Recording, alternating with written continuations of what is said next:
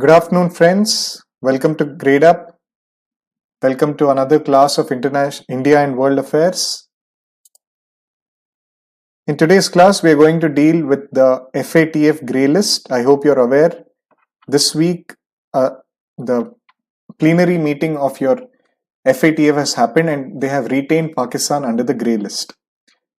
So many people had thought that, it will be part of the blacklist, but somehow it has come to the Grey List. It has still been retained under the Grey List. Just give me 1 second.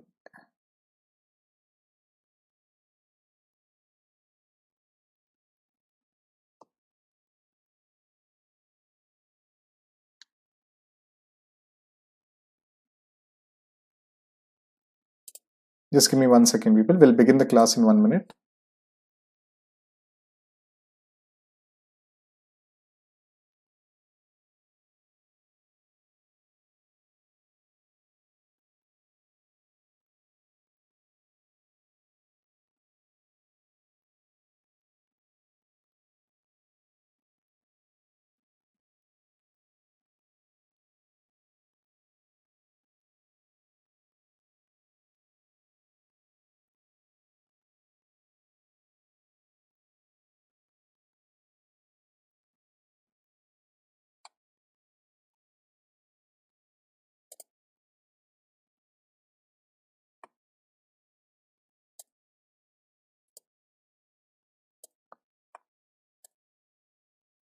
Yeah, I think it's fine now. Okay. So as I was saying, recently the Pakistan has been retained under the FATF Grey List, the Financial Action Task Force Grey List. Many people were expecting that it will be downgraded to blacklist, but in the last week they have been retained to the Grey List. So in this class, we'll try to understand how does terrorism work, especially in Pakistan? What is its impact on India? And of course, we'll also see what is FATF, what is the Grey List, what is the blacklist, everything which is important for the UPSC Prelims cum mains examination.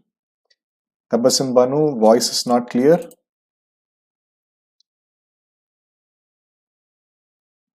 Yeah, I think it's better now.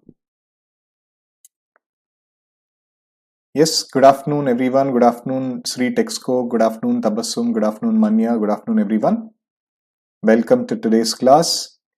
We're going to discuss, as I've told you, Pakistan, FATF, and on the whole, we'll see how does terrorism work in Pakistan, what is deep state, and what is the impact on India. So my name is B. Teja Sai. I've graduated from IIT Kharagpur and I've worked at Ware Minerals, an MNC, for 2 years. And presently I'm teaching the UPSC students for the past 2 years. So you can follow me on the Gradeup app. You can press the follow button on my profile so that whenever my class is about to go live, you'll be notified. And you can also connect with me. You can ask me any doubts. You can ask me any issues with your preparation related to science and technology or international relations. You can always ask me on the Gradeup app. Okay, we can also get connected through the app. And before we begin, the days left for the exam, countdown for the exam. For the UPSC EPF4, there are 68 days left. And for the UPSC CSE, there are just 117 days left. Okay, friends. So time to gear up. Less than 4 months are left for our exam. So time will run very fast. Okay, now at least in the last 1 month or 1.5 months will go entirely for your revision. So if you minus that from this figure, it will be maybe roughly around 3 months you should be having for your preparation. So this is your last leg of preparation. This is where you should make it count. Okay, so before we begin the class, I wanted to tell you that as part of the Gradeup Super, we are having the Super Saving March. You can scratch and save. There's a scratch card you'll be getting from 30 to 50% off on Gradeup Super classes for both 2022 and the 2021 and EPF4 exams. So let's begin today's class. Pakistan is continuing to be in the FATF Grey List despite intense lobbying. Okay, they had lobbied at the GCC, they had lobbied at the European Commission or the OIC, different international bodies where they have lobbied to get them out of this Grey List. Okay, they had been out of the Grey List in 2015, but again they were added in the June 2018. So we'll be discussing everything about FATF, the grey list and the black list, and today's editorial also we'll be discussing. Okay, today's editorial of Hindu editorial was Pakistan to be in FATF. We'll completely do this editorial also. So coming to the news, Pakistan is not to exit this until June. So June again there'll be a plenary meeting. There are plenary meetings of the FATF. Once in every 3 months they have this plenary meeting. So roughly they meet 4 times a year. So now in the March plenary meeting they have told that Pakistan will be, until June at least, they'll be in the grey list. FATF President Marcus Player, he had announced that Pakistan did make some significant progress, but some points of the, they were given 27 points. In July 2018, they were given 27 points that you have to fulfill these points. Otherwise, you'll be degraded back to the blacklist. And most of these, the remaining points which are not fulfilled are dealing with terror financing. Okay, like demonstrating terror funding prosecution is effective, or acting through financial sanctions against the terrorists like your LET founder Hafiz Saeed, Masood Azhar, or Al-Qaeda groups, acting against all these groups. Okay, all these groups, for example, Hafiz Saeed, Masood Azhar, they are very respected people in Pakistan. If you see, everyone knows them. They live openly, they roam openly. They are like local leaders. Okay, they are like local leaders with a local militia. They have a small militia, some local army also they maintain. So they're quite respected people in Pakistan. So forget sanctions, they are respected there. So based on these reasons, they have still been retained under the FATF grey list. And how did Pakistan react? Obviously, the reaction has been very bad. The Pakistan's former interior minister, he was, now he's not the interior minister, but since 2 years he has been asking, he has been lobbying and intensely pleading that to remove Pakistan from the FATF grey list. Okay, now he is told that FATF should be taken to the Hague. He's telling the Hague, which we have the International Court of Justice in Hague, or maybe the International Court of Arbitration in Hague. He's telling FATF ko wahan leke jana hai. Okay, so let's have a case on this FATF, they're saying. Okay, just like how politicians make statements, he has also made a ridiculous statement. And given that other countries, they have also nearly not completed their points, but they are dropped from the grey list. But Pakistan ko, why have you still kept in the grey list? He had made this statement. Okay, we don't need this statement, but what is important is Pakistan has lost almost $38 billion because of its time on the grey list. 2008 to 2015 and 2008 to the present. Okay, it has lost almost $38 billion. I had told in 2015 they were removed. In July 2018, again they were reinstated back to the grey list. In 2015, they had made some sort of positive overtures, so they were removed. Temporarily, they were removed. But on the whole, they have lost $38 billion, which is actually a huge sum, especially for a country like Pakistan. So they have lost out a lot of money. If you ask me my opinion, I feel Pakistan should be happy कि उनको blacklist में नहीं डाल दिया. ठीक है, I feel they खुश रहना है कि they are still in the grey list, because I have been following the news for quite a while, and all through February there were articles that Pakistan will come to the blacklist now. Okay, many news articles had come that in this upcoming plenary, would Pakistan be downgraded to the blacklist? Of course, with a question mark, like the media works, they have told. So I was thinking, we'll have a class on Pakistan in the grey list, in the blacklist. I was expecting we should have a class on that, but fortunately or unfortunately, they are retained in the grey list. So I feel Mr. Rahman Malik, his reaction my analysis is that he should, at least Pakistan should be happy that they're still in the grey list, because given their record and given the record of not fulfilling all the promises and the continued terrorist financing and the growth of the deep state in Pakistan, the way it's going, the blacklist was very imminent. But still, they are still in the grey list. Fine? That's what I'm saying, Sonu Sharma. Those terrorists which are there, they have a considerable amount of influence. For example, I can't give a proper example. We can't even think of a proper example in India. Maybe if you think some UP, Bihar, some areas where if there is any gangsters are there, okay, local strongmen, okay, local strongmen who are there. So imagine those people, like a Don or some criminal activities if they're undertaking in that local area. imagine they have their armies. So they have soldiers, they have the weaponry. So they rule those areas in Pakistan, and they also are important for the funding.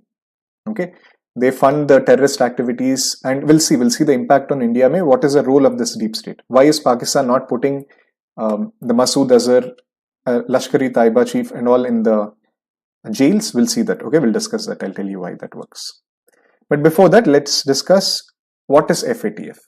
So FATF, Financial Action Task Force, is your global watchdog, which is initially it was to tackle the money laundering. Okay, its main aim is the money laundering. It was kept in 1989 by the G7 countries with headquarters in Paris. So where the OECD, okay, the Organization for Economic Cooperation and Development, usi ke complex mein the FATF functions, okay, of the G7 countries. But now its role has become very important after the 9/11 terror attacks. Okay, after the World Trade Center crash, the FATF has taken upon itself that not only the money laundering, but will focus on the terror financing also, their focus, and now they're famous for that, for curbing the terror financing and imposing sanctions on the non-performing countries. Now they're famous for that. So we should be knowing all this for prelims. It comprises of 37 member jurisdictions and 2 regional organizations. So on the whole, you can actually say there are 39 members. 39 members. The regional organizations are your Gulf Cooperation Council, your entire Middle East, which is there, led by Saudi Arabia, and the European Commission. Okay, this comes under the EU. It is like the secretariat of your European Union, European Commission, which is there. So 37 countries and GCC and European Commission are the members of your FATF. India is a full member. Since 2010, we are a full member of the FATF. And what are the objectives of the FATF? As I told you, it is to set standards and promote implementation of legal, regulatory operation machinery for money laundering, terror financing, and keeping up the integrity of the international financial system. Okay, initially money laundering tha, but now after the 9/11 attacks, they're exclusively, or not exclusively, they're mostly focusing on the terror financing. Because that's how, in your internal security, you'll be studying the role of the interconnections between extremism and terrorism. Okay, because both of them, they have a win-win sort of situation. For example, in our India, if you take Dawood Ibrahim, who was there, who had run the Mumbai underworld in the 90s, who had run, he was getting his money through the black money, through the smuggling activities, through the counterfeiting, through the narcotics, all of them, he was running the Hawala money laundering transactions. And terror also requires that sort of covert funding. Terror also needs covert funding. You can't openly fund terror. So both of them have a sort of demand-supply linkage. So people who are involved in money laundering and Hawala activities, they can easily have a sort of customer in this terrorist financing. So that's why they are intricately linked. Okay, money laundering and terrorist financing. So it's a policy-making body. It'll generate the necessary political will of the countries to act on the terror groups. It'll implement the FATF standards fully and effectively. Okay, like we have seen, they have given 27 sort of policies for Pakistan. Some of them are demonstrating terror funding prosecution is effective and financial sanctions against the terrorist bodies. And what are the grey list and blacklist? So countries which are a safe haven for terror funding and money laundering, they are put in the FATF grey list. Okay, so basically it's a warning for the country that they may enter the blacklist. Okay, sabse worst is the blacklist. Presently we have only 2 countries in the blacklist, Iran and North Korea. But before you are kept in the blacklist, you are kept in the grey list. So this is something like to achieve the world's worst countries in financial terrorism, prelims come mains. So pehle grey list is your prelims. If you qualify the grey list also, then you go to the blacklist. So if you go to the grey list also, we have seen Pakistan has lost $38 billion. Why is that happening? Because of economic sanctions from IMF, World Bank, ADB, getting loans from IMF, World Bank, ADB. Okay, Pakistan had to go, all these countries, okay, it had to go through the Saudi, to the IMF, to the World Bank to get the necessary funding. And after a lot of give and take, they were given this IMF funding. Okay, last year they had got the IMF BOP sort of help from Pakistan, from IMF, and similarly from China. and reduction in international trade and international boycott. Okay, see, this is what is happening. Pakistan is kept in grey list. We are sitting somewhere in India, in New Delhi. We are discussing about this. Okay, we are, of course, a neighbor of Pakistan, but we are studying about this. So this is a sort of international boycott which is going on. This video would go live, it will go on YouTube. Many people would see this video. So that's how a sort of boycott would act. Okay, a sort of presence, a negative affirmation to the Pakistan would come across by this grey list. Similarly, blacklist. Blacklist is officially called as non-cooperative countries or territories. Okay, they support terror funding and money laundering activities. And presently, they have North Korea and Iran. And there are 12 countries as in the form of grey list: Bahamas, Botswana, Cambodia, Ethiopia, Pakistan, Panama, Sri Lanka. Okay, Sri Lanka also is there. Mainly after the LTTE, there was a lot of backdoor financing to the terror organizations in Sri Lanka. Okay, we had discussed this in the UNHRC also. Sri Lanka also is in the wrong reasons in terms of the terror financing and terror funding. There was a church attacks in Sri Lanka which happened a few years back. So that was due to the terror funding in Sri Lanka. So in India's neighbors, we have Pakistan and Sri Lanka. Please remember Sri Lanka. They can ask you a question, which of the following are there in the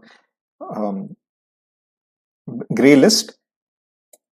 But you should be knowing that. And Pakistan, though everybody would be knowing. Sri Lanka also, just keep it in mind.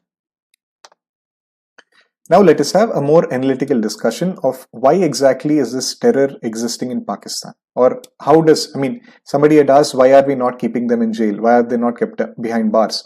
Or why is Pakistan not acting against these terrorist bodies? That is because Pakistan has something called as deep state. Okay, what is deep state? It is a state which you cannot see. Okay, at the forefront to Imran Khan Sahib hai. He's the Prime Minister, he's properly there, he's the forefront of Pakistan, he'll go to the UN bodies, he'll go to the UNHRC and he'll talk negatively against India. That is what they do. But behind him, there is an entire cohort of the army, of the Pakistan military, the terrorist activities bodies, and also the ISI, okay, ISI of Pakistan, which is like a RAW, the intelligence agency of Pakistan. So all of them, they are there. Of course, don't write this in your answer. If you write the deep state, the examiner would understand. Okay, there is a role of deep state in Pakistan. Imran Khan is just like a puppet presently. Of course, now he's coming across as a strong PM. Actually, if you read the analysis and how he's behaving in Pakistan, if you compare him to Nawaz Sharif was a complete puppet. Okay, under the deep state of Pakistan, whatever the military or whatever the terror bodies were telling Nawaz Sharif, he was following them. But Imran Khan is coming across as somebody who's independent. I'm not sure very much about the domestic arena of Pakistan, but in the international news and in the international journals, he's definitely coming across as a independent PM. But still, there is a strong deep state. Okay, remember, military, ISI, and terror. Okay, never write this in your answers. You can write allegedly. Allegedly, this involves a deep state. So they have nurtured the Islamic radical groups called as Mujahideens. Okay, and see, this is nothing new. What is happening in Pakistan? US had done this. Okay, US had nurtured the Mujahideens in Afghanistan against Russia. If you remember, during the 1990s, USA had praised Osama bin Laden. There are old news clippings where you can see USA had praised the role of, that time Al-Qaeda was not a terrorist organization, but the role of those local militia and the role of the Mujahideens in preserving peace in Afghanistan, okay, against Russia. Okay, during the Cold War era and after the Cold War era, because they had to counter Russia, they had nurtured the Mujahideens. So Pakistan ko bhi acha laga ye. Pakistan found that, okay, this is so nice, US is so brilliant. So they also nurtured the Mujahideens as strategic assets which can be used against the enemies. So there are roughly 3 types of Mujahideens in Pakistan. One who act against India, the Lashkar-e-Taiba, Jaish-e-Mohammed. One who act against Afghanistan, like Al-Qaeda and Taliban. And the Pakistani Taliban. Okay, there is another Tehreek-e-Taliban, TET, which you see. They have also been nurtured by Pakistan, but they have become rogue. Matlab, kuch problem hua hoga, related to the funding. पैसे कुछ मिले नहीं होंगे उसको. So they have become rogue and they're fighting the Pakistan establishment itself. You must have seen the terror attack which was carried on a school a few years back in Pakistan. On a school there were terror bombs. That was conducted by this TET. So जो भी पाकिस्तान में अभी terror attacks हो रहे, they are conducted by TET. Of course, we don't need the TET. What is important for us is the LET and JEM. Okay. So that's how, yes, Swati Pragya Barik, that's what I was saying. Deep state is something which is behind, which is sort of running the government, but it's not in the forefront. In USA also, some thinkers feel that there is a deep state of your military and Jewish complex. Okay, there are a lot of affluent Jews in USA, so they are closely linked with the military and corporate. So that sort of deep state is there in USA. In India, ka deep state, let's not talk about it. Okay, we have some sort of deep state which sort of run things behind the curtain. Okay, but India's deep state, even if we have or don't have, we are not focusing on such violent activities. But this deep state of Pakistan is affecting not only Pakistan, you can see, but also the neighbors of Pakistan, and it's keeping it in the grey list. So Pakistan has remained in denial mode and have taken the sham actions on the terror assets to avoid international pressure. So they have only made some fake arrests. Okay, koi LET ka deputy chief's son-in-law or somebody, he was arrested 2 years back in Pakistan. He had no role in the proper working of LET. So those sort of sham attacks are actions are taken by Pakistan just to better their image, but nothing on ground is being done. That is because the Pakistani state, it does not have capacity to deal with them militarily, and if armed rebellion takes place, these groups, they have certain constituency in Pakistan. As I've told, they rule some groups. Okay, they're important for the social, economic, political foundations of Pakistan. Okay, and impact on India. Why is this acting on India? Why have these groups come up, LET and JEM? Roughly, you can map their progress since 1971. Okay, 1971, after the Bangladesh liberation war which happened, after which Bangladesh had become a new country, Pakistan understood that it had limitations to take on India militarily. Okay, they have the bleed India with 1,000 cuts philosophy. After 1971, they had the bleed India with 1,000 cuts philosophy, Operation Topaz. You'll be studying all this in your international relations. Okay, Topaz blade se kaisa hai? So with the blade, they want to bleed India with 1,000 cuts, and that is not by military. Okay, military, they have lost 1971 war, they had lost the 1965 war. So they realized that directly we cannot take on India. So they have nurtured this asymmetric warfare. So they have nurtured the deep state. I mean, it was nurtured by the deep state, the army and ISI, these terror groups. So that whenever LET or JEM, they undertake an attack, Pakistan can just wash their hands. Okay, Pakistan can say, we are not involved, they are terrorist organizations. Okay, they are not directly involved from Pakistan. Okay, they are fighting for freedom in Kashmir. Okay, they are fighting for freedom in some northeast state. Okay, based on secessionist movements, they support the secession movements in India. Okay, they don't care about the Kashmir issue. Okay, if they were caring about the Kashmir issue, they would have remained the troop. They would have removed the troops from the Gilgit-Baltistan area, and they would have conducted the plebiscite. But they are not removing the troops. They instead want this deep state only to organize better, because directly kuch nahi kar pa raha hai Pakistan. So that's how it's impacting India also, and it has created a mutual distrust. And whenever the governments also, when they are coming together for a confidence building measure, like bus diplomacy, sports diplomacy, summits here, Kartarpur corridor, all of these were good sort of initiatives between India and Pakistan. But whenever we are doing this, the cross-border terror, it has raised its head. Okay, if you remember, Narendra Modi ji, when he was instated as a prime minister, okay, during his first term, he wanted to have a good rapprochement with Pakistan. Okay, he had visited Nawaz Sharif. Okay, Nawaz Sharif say he had hugged. He made an impromptu visit. So we wanted to do that. Okay, not only Narendra Modi ji, most of the previous PMs, we wanted to do that. But whenever the governments are trying to do something, this cross-border terror activities, they're derailing it. So that's why India has told that, your terror and the peace talks, they cannot flow together. Okay, war and peace एक ही साथ नहीं हो सकता है. That's why after the Pathankot, Uri attacks and all, we have tightened the noose around Pakistan. Okay, we have removed it from the MFN status. We have conducted the Balakot airstrikes.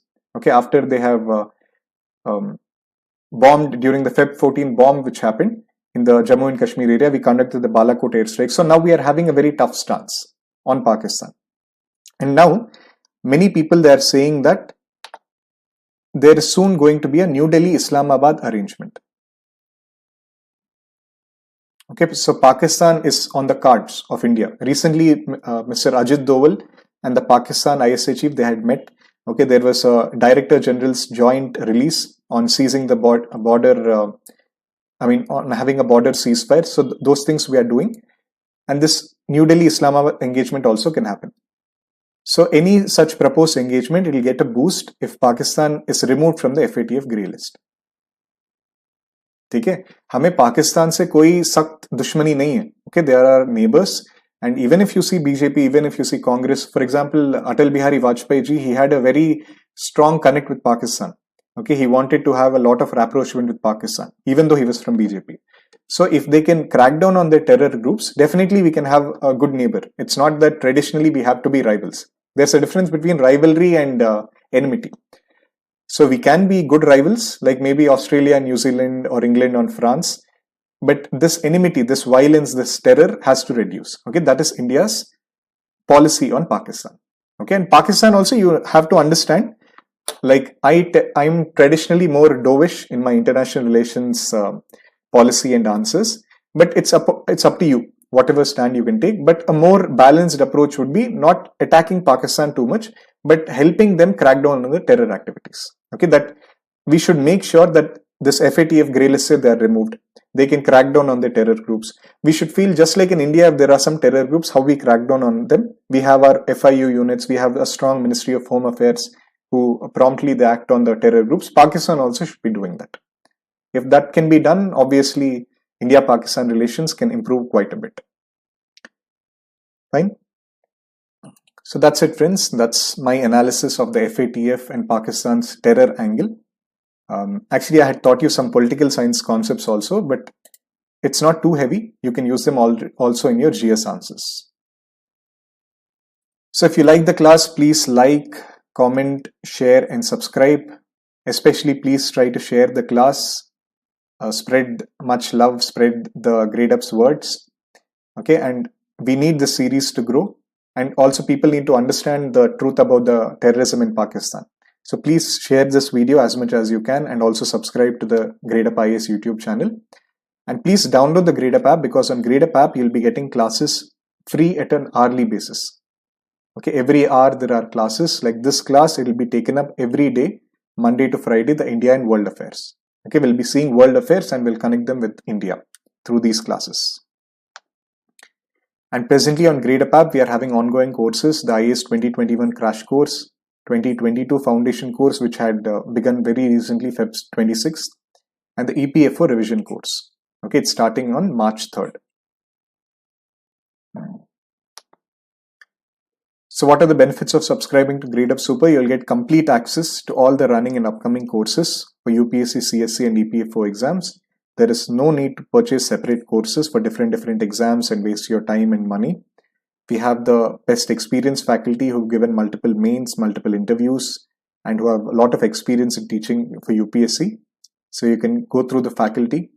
And we also come across, okay, in these free classes we come across, so they are to give you an idea of how the Gradeup Super classes work. They're completely interactive in nature. You can directly comment, like how you are commenting in the live classes. This is how the Gradeup Super class also will work. And please join us on our Telegram account on Gradeup IAS Preparation. This is the channel page, or you can search at the rate IAS Preparation Strategy. Okay, it's a prayer group. You can comment, you can ask doubts, you can interact with the faculty. Okay, please join this group. You'll also be getting to know what are the free classes of the day. So please download the Gradeup app right now, क्योंकि सही prep है तो life set है. And please practice the topic-wise quizzes and keep attending the live classes. All right. Okay, thank you so much, Tabassum Banu, Duleshwar Pegu, Manya, Nandini. Thank you so much for attending this class. Let's meet again tomorrow at 2 o'clock for another discussion of the India and world affairs. Bye-bye and take care.